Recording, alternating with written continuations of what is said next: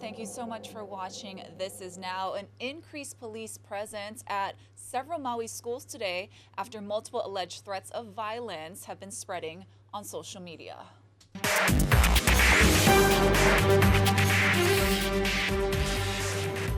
At Baldwin High School, an apparent threat was written on a toilet seat and posted online later. The message said that there would be a shooting at BHS sometime between today and tomorrow. This letter was later sent to parents and posted on the school's Instagram page. It says the school will be open today, but with an increased police presence. MPD says its officers are actively investigating the threats and working with school officials to ensure the safety of students, faculty, and staff. If anyone has information about the alleged threats, you're asked to call police. New at noon, Maui County and the state's police union have reached a negotiated settlement agreement on COVID hazard pay for Maui officers who worked during the pandemic. Under the settlement, officers who worked in a patrol function will receive 20% hazard pay. All other officers will receive 15% hazard pay. And officers who worked overtime will receive hazard pay at the straight time rate, not the time and a half rate. Vacation days, sick days, and leave are not eligible for hazard pay.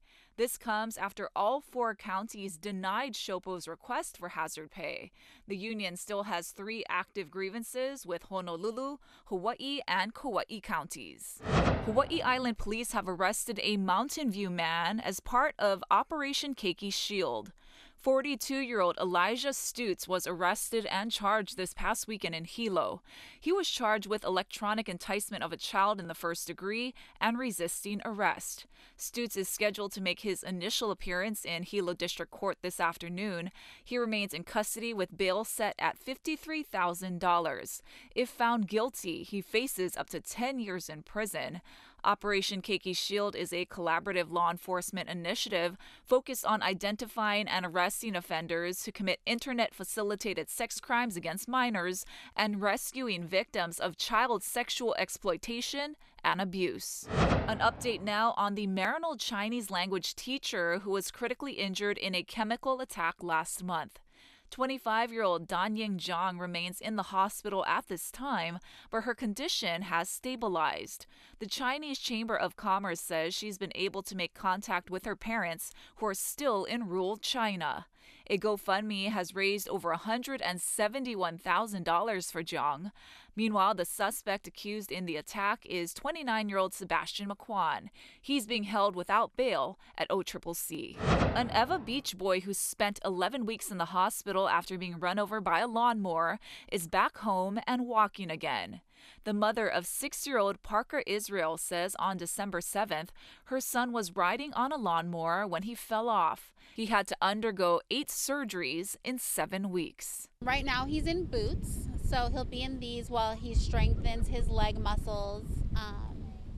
But even these, they think that maybe he'll be in these weeks and not months. His mom says he will be going back to school part-time while he continues to go to appointments, including physical therapy 3 days a week. But his mom says he's been strong during the whole process, and it paid off, being discharged from the hospital this week. Stunning video of a daring rescue off the Ka'u coast on Hawaii Island. That's where a man drove a rented Jeep off a cliff at South Point, plunging 60 feet into the ocean.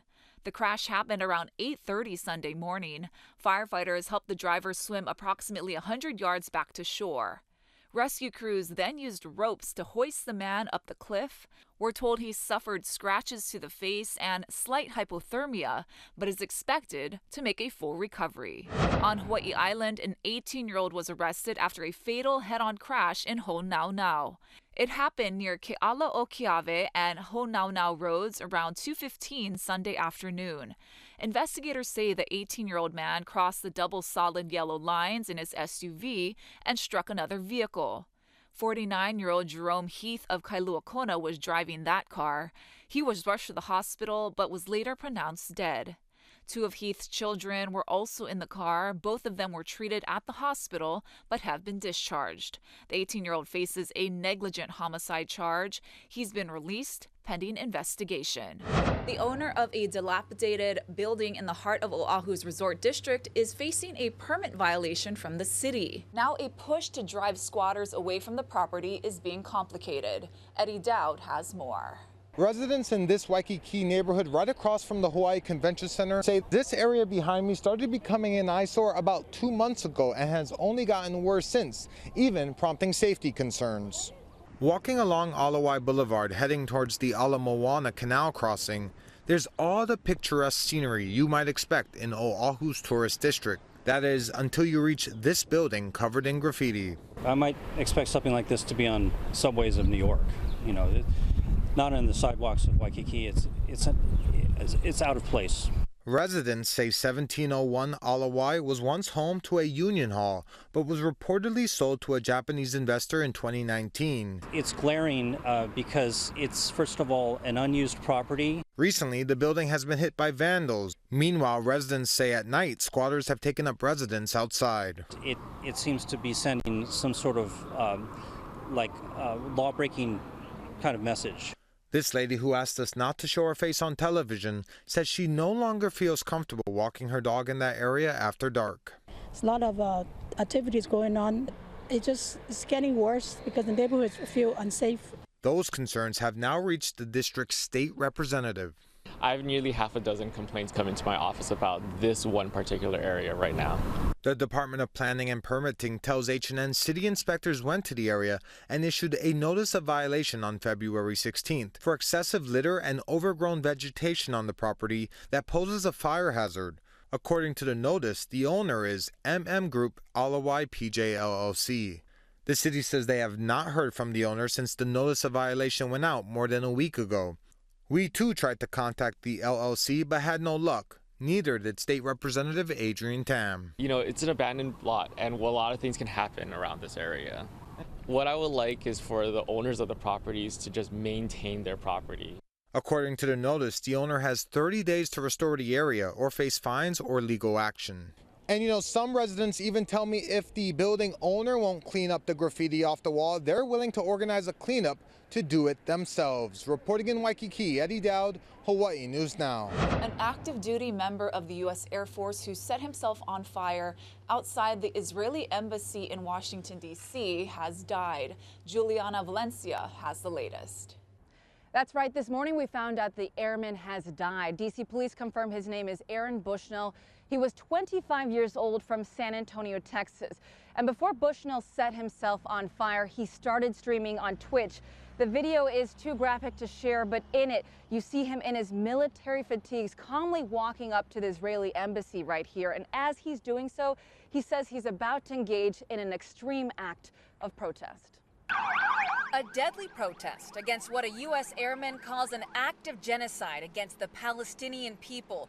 The airman puts on his military patrol cap and proceeded to dump liquid from a water bottle over his head and light himself on fire outside the Israeli embassy.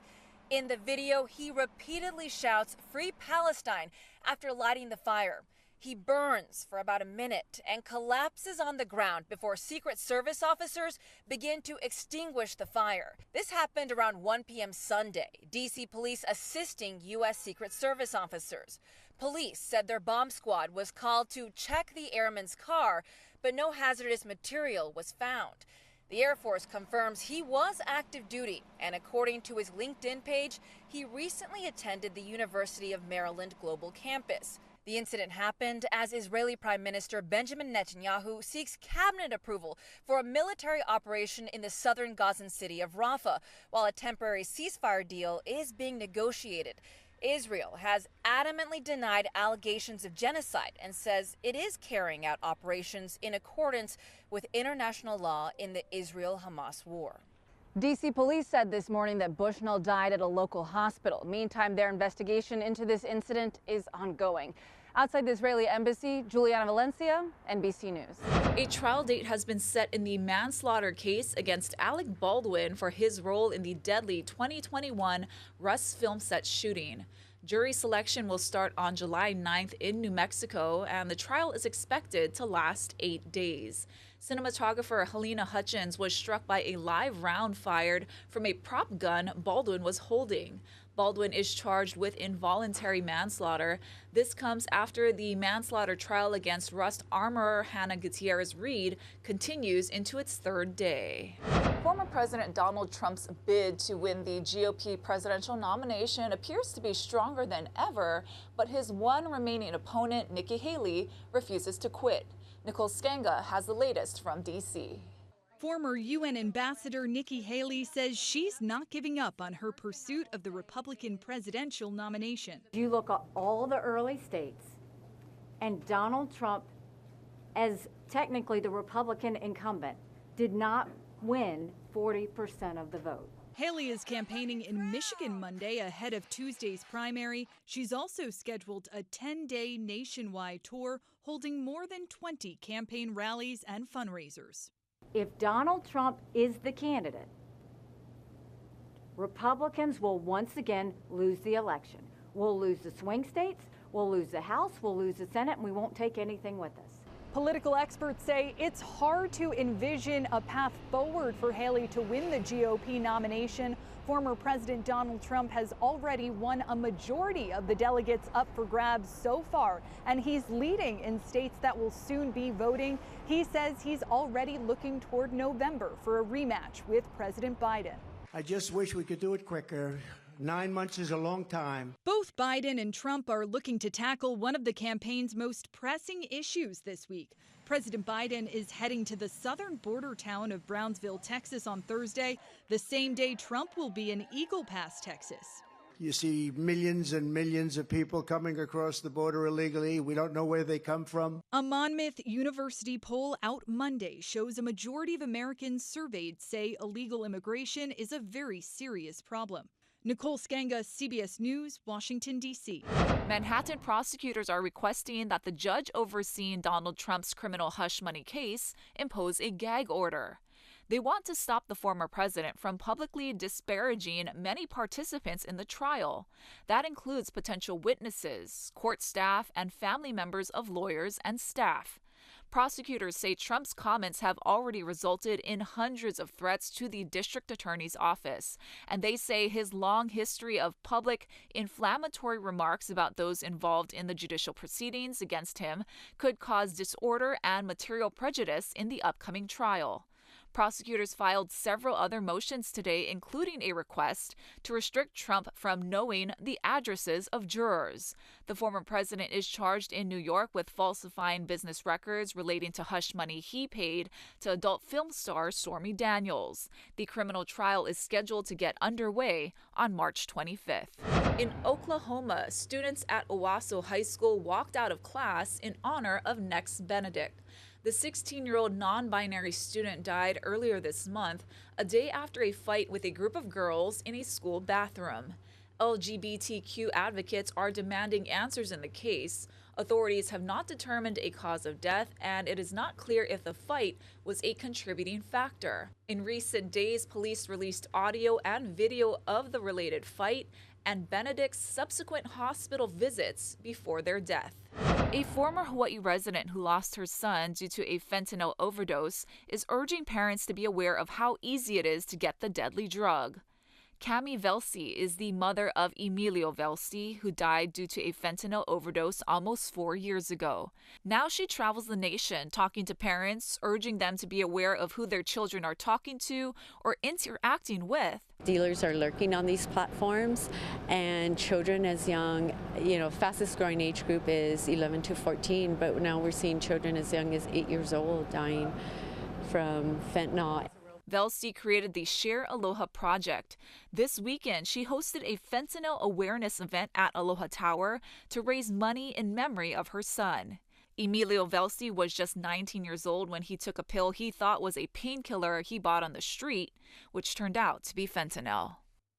All right, let's take a live look outside. New York City, off in the distance there, you can see Lady Liberty. Temperature there in New York, 49 degrees on this Monday. Nothing like that here at home. We got blue skies and sunshine. We do have the trade winds in full effect this week, and they're going to bring some showers here and there. Guy Hagi is going to have your full forecast after this quick break.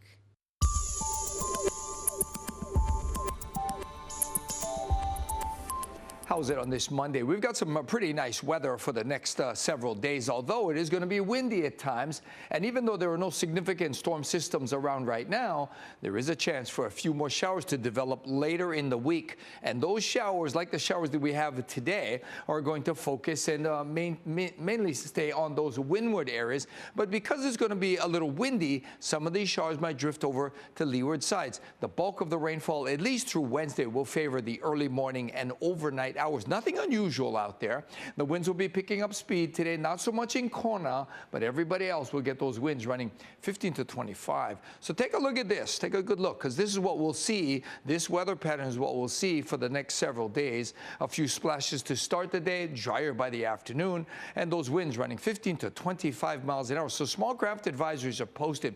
And those strong winds are going to kick up a pretty good size northeast swell. In fact, east shores are now under a high surf advisory. It's going to be big. It's going to be messy on east shores. Better conditions up in the country. That's going to get pretty good size as well, but not every spot's going to pick that swell up, right? And south shores, pretty small, although we could see some improvements later in the week. So it's going to be a windy week with these winds running 15 to 25 into the weekend. Really no big changes expected. We'll have those typical trade wind conditions. Air quality is going to be good. Humidity levels will be comfortable. But heads up, we could see a few more heavier showers towards the end of the week, especially on Thursday and Friday. Two conservative-led states took on social media today in arguments at the highest court of the nation. The issue, how the First Amendment applies to social media sites. Jared Hill has the latest. It's the First Amendment question for the internet age. Can the government force social media companies to carry content they've deemed objectionable? The platforms do not have a First Amendment right to apply their censorship policies in an inconsistent manner and to censor and deplatform certain users. Monday, the Supreme Court heard arguments in two cases from Florida and Texas, saying states should have a say in the matter. It would require these social media platforms that are creating the compilation of third-party speech to fundamentally alter their product that they're offering. We think that's an infringement of speech, and the court should say so. The Republican-led states passed their laws after Facebook and X, Twitter at the time, banned former President Donald Trump following the January 6th attack on the Capitol, concerned his posts would incite more violence. Social media sites argue they're more like newspapers and should be able to make editorial judgments. But the states say these platforms are more like telephone companies and can't kick people off. Several justices commented on how broad the laws are, and in the case of Florida's, its lack of specificity. We're not quite sure who it covers. We're not clear exactly how these platforms work. I might have heard the justices trying to find a way to kick this back to Florida, back to Texas, and have a more developed record before they make a big First Amendment ruling. A decision is expected by June. Jared Hill, CBS News, New York. Well, there's something new at Wai Kai. It's called Aquaventure, so we sent Casey Lund out to Eva Beach to check it out. Next month marks a full year Wai Kai's been open. Of course, we were out here in 2023 checking out the standing wave, but today we checked out the newest attraction, the Aquaventure. How long does this normally take regular people to do? There. Just You like okay? that. Did you see that action? Yes. Reporter down. I'm back up again. Okay, here we go. Okay, is he gonna dive off? Gonna take the plunge. Oh, okay. Casey. King of the mountain. Casey.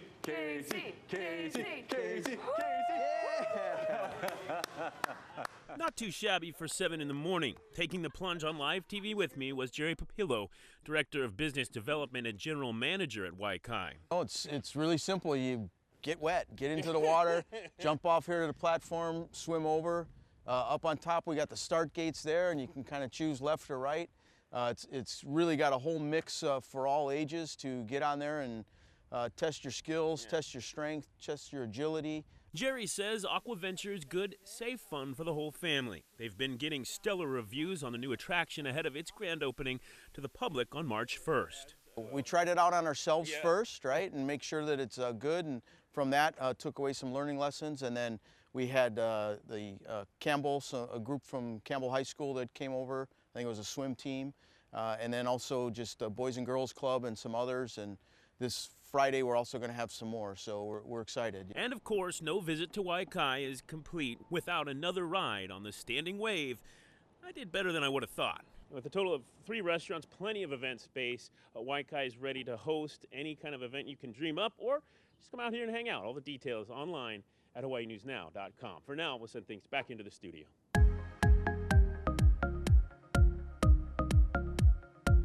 Now for some good news, the candidates for the 95th annual Lake Court selection have just been announced. They're vying for a spot on this year's court. Each year, the selection rotates through 4 age brackets, and this year is Na'opio. The selection event will be held this Saturday from 9 a.m. to 2 p.m. in the Mission Memorial Auditorium, and the public is invited to enjoy this free event featuring this beautifully unique display of Hawaiian pageantry. Now to some more good news this spring break. Instead of donning a swimsuit, one college student in Kentucky will be donning a hospital gown. That's because she's donating her kidney to a stranger in need. Alyssa Williams has the story. When you think of an Appalachian man, Danny Fitch of Johnson County may come to mind. He's a former coal miner, a deacon at his church, and a devoted husband, father, and grandfather. Now the Lord's been good to me. Fitch has also been living with type 1 diabetes, a diagnosis he received at just 10 years old. I never did let diabetes control me. I ain't never had no major surgeries, really, just kidney failure. With a kidney transplant being his best option, Fitch began searching for a donor in August, with his family sharing his story on social media. What we prayed about at our church and stuff, that's what I was wanting, something before dialysis. Lord sent us an angel. Yeah. That angel is 25-year-old Cherish Strunk of Russell County, a surgical technology student at Somerset Community College. Ever since I was younger, my mind has just been about helping people. And then I seen a mutual friend post on Facebook that he needed a kidney and everything. And I just kind of felt something. Strunk reached out to the family and the matching process began. And it's always scary because you don't know if you're going to be a match. So you're going to start this process and you're scared of letting people down if you're not. But I just had that feeling that we would match. And so I just went for it and we did. Once strangers, now a part of each other's lives forever. It's been a blessing, it just touches, that somebody's there to help. Danny and Teresa, do you have a message for Cherish kind of through this entire journey and heading into surgery on Thursday? As far as we're concerned, she's part of us now. Part of our love of our family. We think the same with her. To us, Cherish has got what we call a servant's heart. It takes somebody very special to do what she is doing, and I thank God that she did. Alyssa Williams, WKYT. And finally, it's the final full week to vote for the Honolulu Zoo for Best Zoo in the Nation. It's all part of USA Today's 10 Best Readers' Choice Awards contest. Now, based on the votes, the Honolulu Zoo is currently in 4th place, so they really need your help this week. The month-long contest ends on Monday, May 4th at 7 a.m. Hawaii time. Everyone can vote once per day until then. You can vote at honoluluzoo.org. www.firstat.org. Thank you for watching. This is Now. We're going to have more news coming up first at 4.